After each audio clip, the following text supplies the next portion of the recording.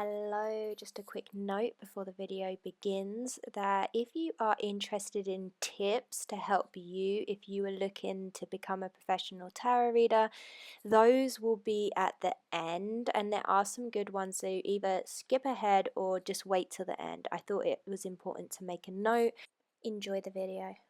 Hello and welcome back to another video here on my channel, Helki Rain. Today, to be honest, I was just getting ready to start my day of work.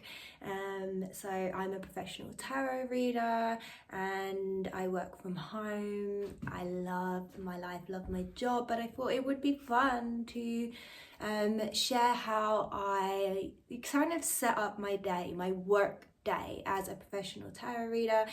So basically I work in different rooms depending on the time of year. I'm not like strict on where. I just kind of travel between rooms in the house at different periods of the year because it's about the window view for me, the temperature. It changes. So right now it's winter, and you know, to be efficient, we use the log fire. We only have a log fire in our bedroom at the moment, so I'm working in our bedroom. I have a beautiful desk space set up, so I am very grateful.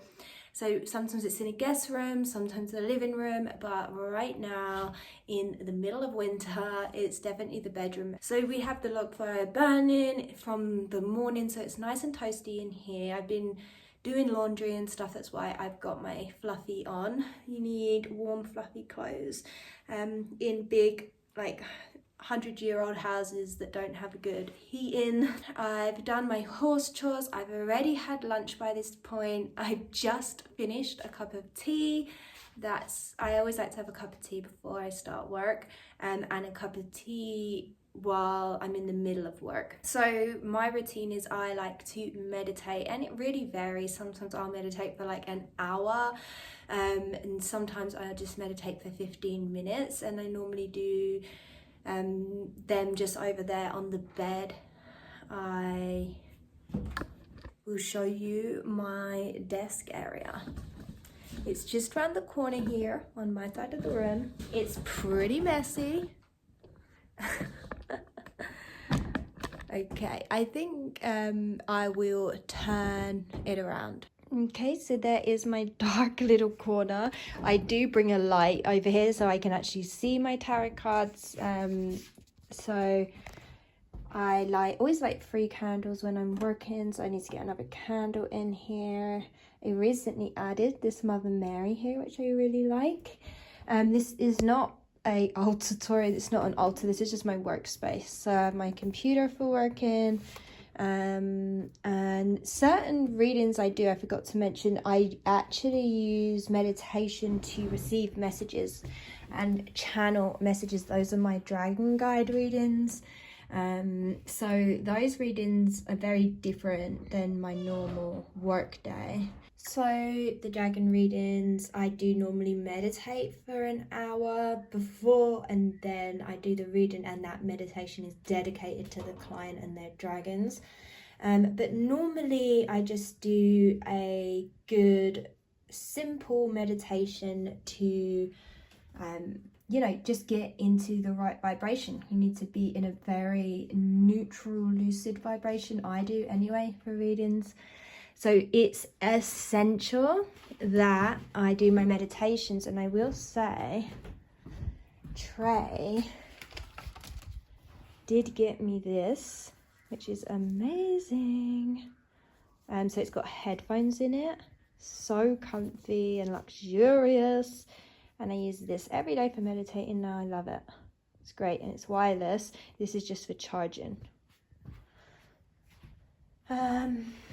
Okay, so this side of my desk is quite a bomb. So I also do you know, readings on TikTok for the collective, which I just use my tripod, and I do those here too sometimes in between client readings. And yeah, so that's pretty much my setup. what I do when I first begin, before I do my meditation, is I normally will light all 3 candles, which I'll do after this video. I have one lit because I already actually started doing my smudging. So at the moment I use, I believe this is homemade sage smudge stick. So dark, sorry guys. Oh well, it's just what it is. But that is a homemade smudge stick, a bit of Palo Santo. At the moment I'm burning them both together. I cleanse my whole reading area, cleanse my decks every day, and they're also being protected and cleared by these stones. And I also cleanse my whole body, the doorway and the whole room, every like edge and corner of the room. I know it's a lot. I never used to do this, but it's just helps me. It's a part of my process, and like getting in the right energy and frequency in place for doing readings. And it does clear the space, it really does. So I do recommend that. So then I've got my candles, they're always 3. It doesn't matter what type of candle, what colour, it doesn't matter. But you can, sometimes I do pick selected candles. Like yesterday I was doing a love reading for a client, and that's why I just thought, oh, I picked the red. You know, it's not, I'm not working magic, so the colour doesn't really matter. But sometimes I'll choose colours, like say if I'm like, okay, I really want to embrace confidence today, I might pick orange, or you know, whatever. So you can pick colours to embrace the energy, but as I say, I'm not doing spell work. These are representations of my spirit guides for me. So the flames, sometimes when I'm doing readings, they'll start moving and flickering, and I can also receive messages from the candle flames. So that's another reason why I like to always have them there as a representation of my spirit guides. So obviously you can see I have a lot of influence. This is my new little friend, and she brought me a cup of tea yesterday. It wasn't Lover, it was the fairy. So I have Mother Mary here. This is new and I'm loving it. It really goes with the vibe of our room. But I also have this little thing which I love. I don't know if you can see very well, but there's our beautiful lady and St. Bernadette. So as you know, I don't live too far from Lourdes, the home of Mother Mary, really.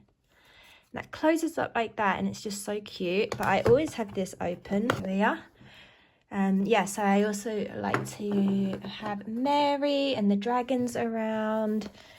Nature, we have Hellbore out at the moment, and all of these are just sort of representations of the energies that I've called in, that I work with, that are there anyway, or that I'm working with anyway.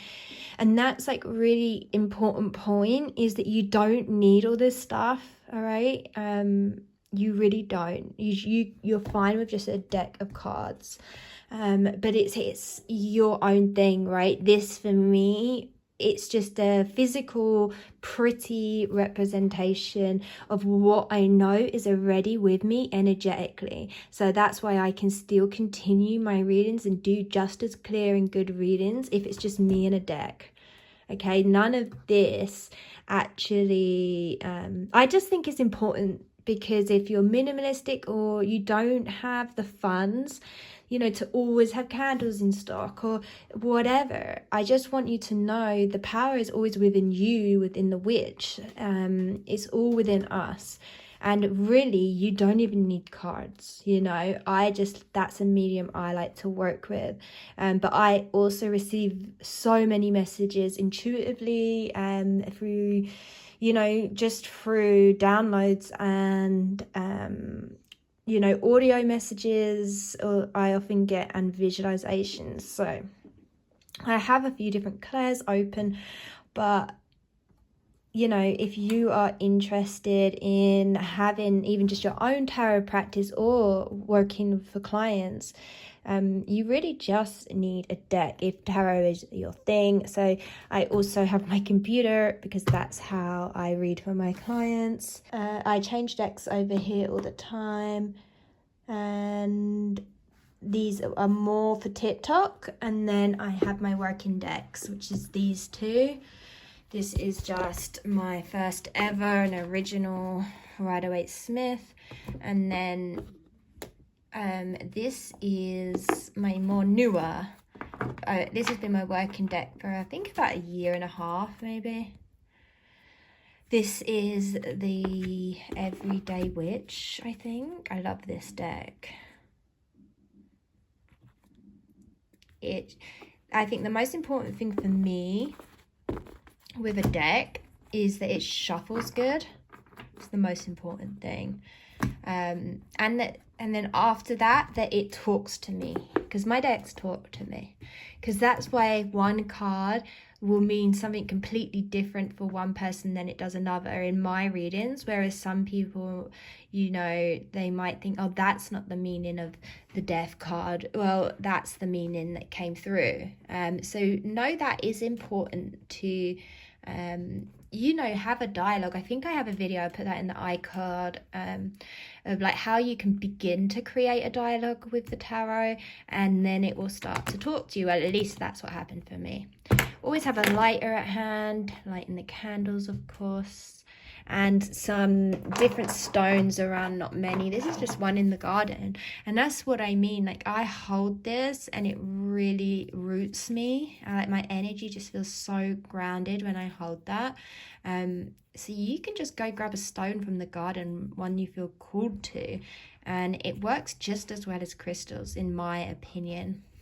I have a pendulum. Sometimes I do use that. So I used to use it a lot more. Not using it as much lately, but I do still use it. So I think that is everything, right? Because then I will go meditate, and then I will come back. I also have my book where, you know, all my readings that I do, I keep note. I got a new one quite recently. I just keep track of all my readings, so I log those down throughout the day, keep organized. And that is, I think, pretty much it, right? Yeah, because this gets pushed aside. I do clear up a bit of space, and then I have a good little section for pulling cards. And yeah, maybe this video wasn't as interesting as I thought it would be, but hey ho, there we have it. Oh, actually, what might be interesting is, I think one of the most important things to point out is that you are in comfy but clothing that, you know, you feel good in. So for me, I feel good. I've got earthy tones on right now. I've got layers. So I've got a like long layer under this shirt, and comfy trousers, some Crocs, some fluffy socks, and just super casual, comfy. Got this cozy long hoodie that is just so big and cozy, and I can pull the sleeves right down. Yeah, so it often starts to get dark while I'm doing my readings towards the end, as it's winter. So it's always nice to stay nice and cozy, and most importantly is that you make sure that you are in a good place. That is the most important thing when you're doing readings. You need to be feeling good in yourself, feeling high vibe. And if you don't, then your priority should be, how can I make myself feel good? It shouldn't be, let me get these readings done, because that energetically is not going to help you or help the client. So that's another tip I have for really good, accurate readings, is that you are in a really good place spiritually and mentally, and just like in a nice, calm, neutral place is the best place to be. That's really important, because remember, the more calm you are, the more accurate your readings are, the more clients will keep coming back.